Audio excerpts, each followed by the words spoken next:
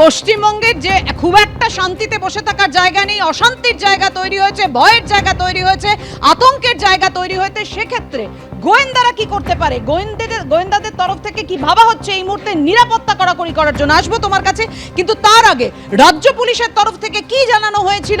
পশ্চিমবঙ্গ কতটা এই মুহূর্তে বারুদের স্তূপে দেখুন।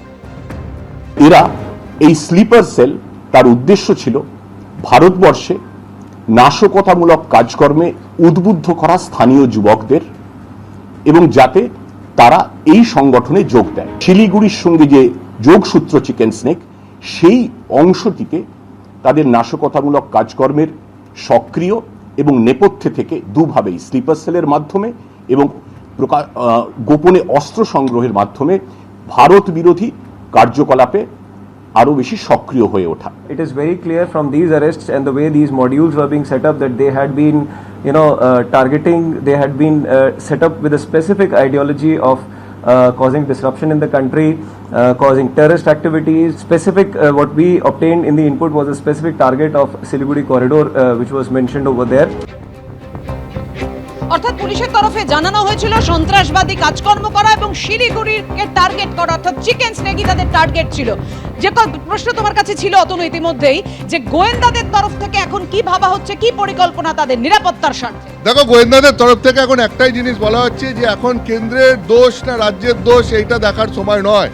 এখন এমন একটা পরিস্থিতি তৈরি হয়েছে, এমন একটা ক্রাইসিস সিচুয়েশন তৈরি হয়েছে যেখানে কেন্দ্র এবং রাজ্যের গোয়েন্দারা যদি হাতে হাত মিলিয়ে কাজ করেন তবেই ভালো ফল পাওয়া যাবে, তবেই এই জঙ্গি সংগঠনগুলোকে আটকে দেওয়া সম্ভব হবে।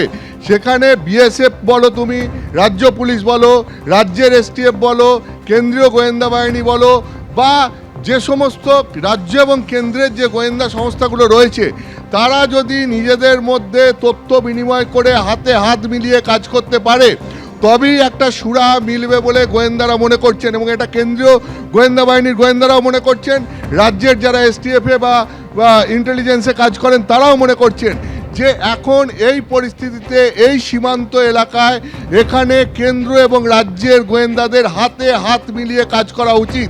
না হলে পরে এই জঙ্গি সংগঠনগুলো এমন প্রস্তুতি নিয়ে এগোচ্ছে, এদেরকে আটকানো কঠিন হয়ে দাঁড়াবে।